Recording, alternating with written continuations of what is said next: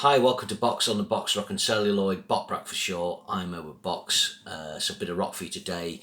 Going to be reviewing Def Leppard's new collaboration with the Royal Philharmonic Orchestra, Drastic Symphonies. So in previous times, these projects have tended to be with much more mainstream artists. They did one with Elvis, with the Estate, and the Carpenters with Richard Carpenter. So essentially what they do is get the master tapes, get out the bits they want, and then reinterpret the songs, sometimes more drastically, sometimes less so, with proper orchestral arrangements. I think this is recorded at Abbey Road.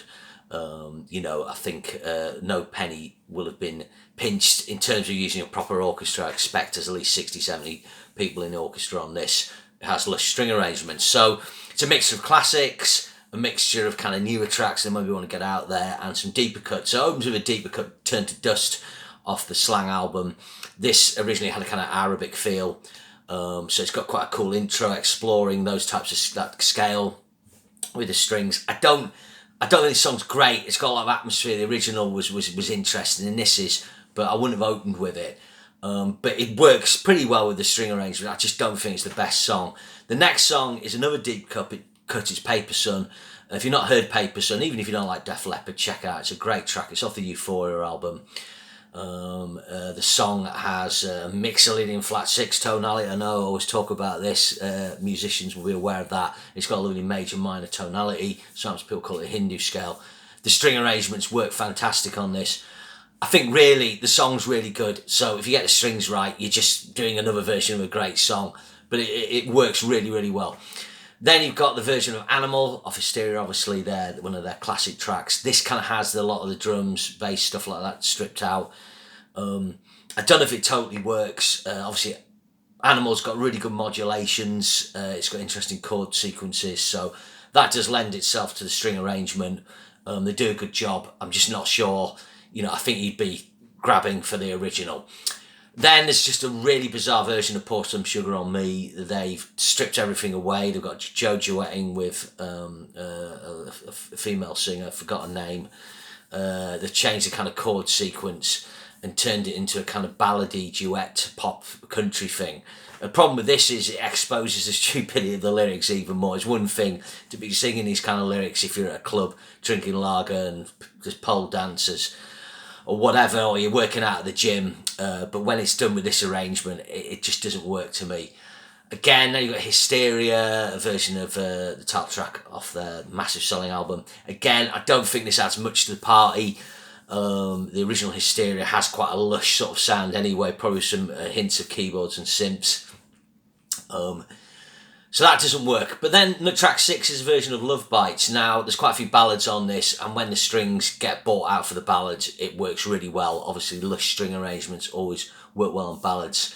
So this is really good. It's got a really nice sort of intro that the orchestrators worked into the song. The Love Bites, but that works really well with the unison strings. You're getting that John Barry effect with these strings. Obviously, the original guy, him and Morricone, kind of put orchestral arrangements with pop and rock.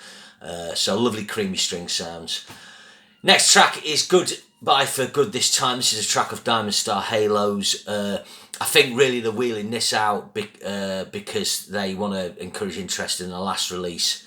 I think the original recording track already had some kind of strings on it anyway, and that may have been a cue or an inclination to them that they might do something like this project. I don't know if they approach the people who do this or they get approached.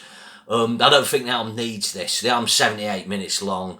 If you get the double disc Blu-ray, it has an extra track. It's Have You Ever Needed Someone So Bad? And that's 82 minutes. So they've rammed it full. You maybe didn't need to do that. So I wouldn't have bothered with that. Next track is Love. This is track 4 off the Songs from the Sparkle Lounge album. This is a really interesting Queen-esque Rick Savage composition. Again, it kind of had quite a lushness to it on the original. So the strings, although they sound good, again, I don't know if it brings much to the party. It is a good song though. Track 9 is Gods of War. This is the sort of album cut that's probably kind of getting on to be as popular as the singles off Hysteria. As the track goes on, the strings become less interesting, but what's really interesting at the start is they kind of strip away guitars and the strings, do all the guitar parts, and it gives it a really cinematic quality. So I did like what they did on this to start out. Angels Can't Help You Now, so there's another ballad with strings already on the Damned Star Halos album. So again, I feel with this track, it probably wasn't necessary. It might have been more interesting to hear something else from the deeper in the catalogue. So that's that one. Bringing on the Heartbreak. So this should work with the strings, but I'm not sure it totally did it for me. I think because the recordings from 1981, you know, it's quite a weird marriage of analog and digital modern. But it's pretty good. But weirdly enough, the next track is Switch 625. I really didn't think this would work. Again, that's off the High and Dry, but it does. The string arrangement on this doubles up some of the lines, puts in counter lines, and it kind of turns it into a kind of suspense chase piece of music. You can imagine Roger Moore being chased down the New Orleans bayou in his speedboat in this. I think it works really well. So it's quite a surprise that. Next up, Have You Ever Needed Someone So Bad? I'm not into the song. It's a drippy ballad. My wife loves it. It's that kind of wedding-y type song. But again, it's a ballad. The string arrangements work brilliantly on this because it just brings out the quality of this type of song. Next track's Too Late for Love. So this has Joe, I think, duetting with his young self. The Pyromania recordings with a new vocal take, I believe. That's what I read in a review. I couldn't totally spot it.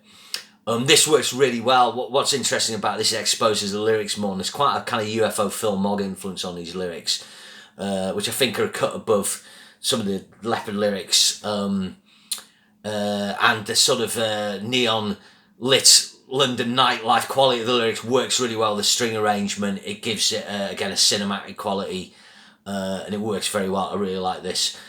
Then you've got When Love and Hate Collide, again another a ballad.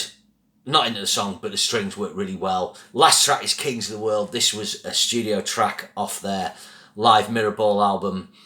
I never liked this at the time. It's kind of a bit of a COD Queen, We Are the Champions type of vibe with the lyrics. But the note I've got here, it's like if Blake Seven did a song, you know, if the cast of Blake Seven did a song or ballad, this is what it sounds like. Yeah, the lyrics are a bit cheesy. Again, the original had big lead vocal harmonies and it probably has some strings. I don't think it adds much to the party. So looking at this, I mean, I think Turn to Dust, I don't think the song's great, but that works. Paper Sun does. Love Bites works excellent. Love's pretty good. Gods of War works for the most part. Bring On the Heartbreak, yeah, sort of. Switch 625, definitely. Have You Ever Seen Somewhere Bad? So Bad, yes.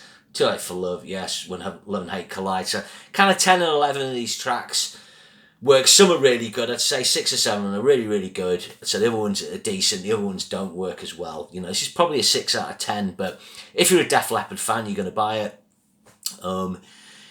If you're not a fan, you're not. If you're getting into Def Leppard, you maybe got a best of, or you might like this because it's an interesting compilation. I don't know how much these projects cost. I mean, I was thinking about hiring an orchestra. You know, the standard of musicians with those things are very quick, but you're going to spend, I don't know how many days, 2-3 days maybe, doing this sort of thing, I think. I could be completely wrong, I don't know. But remember, you've got a lot of people to pay. So it's not a cheap thing, not cheap to go Abbey Road. Then mixing this will be, you know, you got 16 tracks, you're going to spend a bit of time mixing it.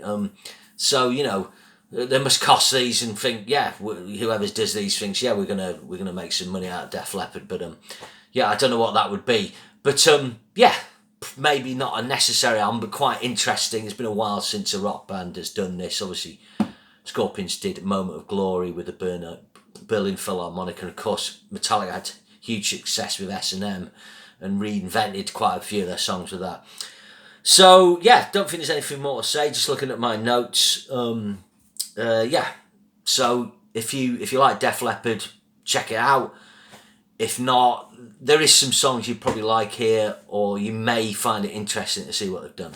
Okay, so remember, share and subscribe, and I'll see you again. Thanks so much.